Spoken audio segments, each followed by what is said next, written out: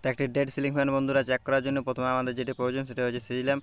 এই সিজি ল্যাম্পের সাহায্যে আমি এখানে প্রথমে কন্ডেন্সারটা আছে, সেই কন্ডেন্সারটাকে আমি এখানে চেক করে দেখে নেবো যে আমার কন্ডেন্সারটা ঠিক আছে কি না।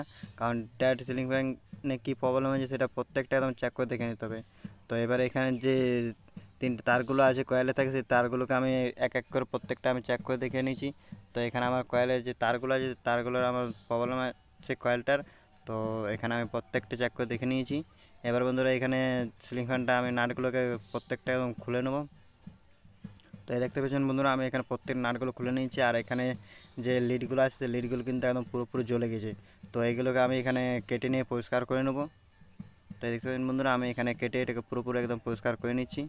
তো এখানে আমার পুরোপুরি পরিষ্কার করা হয়ে গিয়েছে।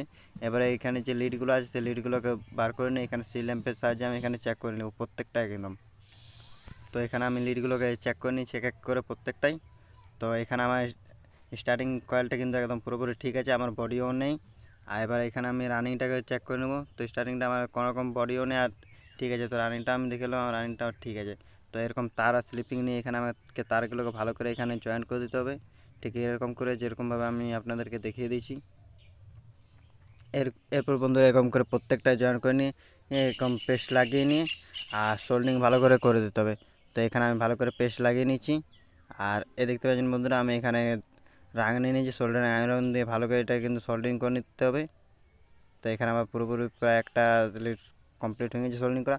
এরপরে যে স্লিপিংগুলো আছে স্লিপিংগুলো এখানটাতে ভালো করে লাগিয়ে দিতে হবে। আর স্লিপিং বন্ধুরা অবশ্যই কিন্তু বড় বড় স্লিপিং ইউজ করবেন যাতে আপনাদের লিডটা কিন্তু ভালো টিকসাই হয়।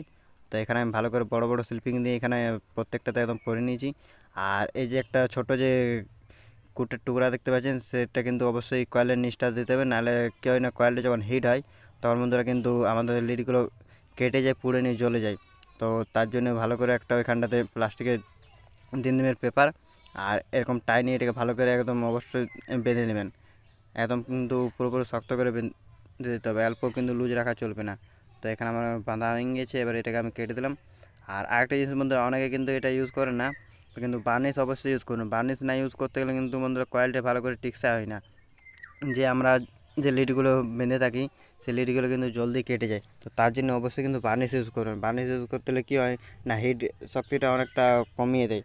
তো বার্নিশ দিয়ে এখানে আমার পুরোপুরি কয়েলটা রেডি হয়ে গেছে। এরপর আমি এখানে আপনাদেরকে চালিয়ে দেখিয়ে দিচ্ছি যে আমার এটা ঠিক চলছে কিনা। তো আমার এটা পুরোপুরি একদম বন্ধুরা কমপ্লিট হয়ে যায়। তো এই দেখতে পাচ্ছেন বন্ধুরা আমার একদম পুরোপুরি কিন্তু ফ্যানটা ঘুরছে।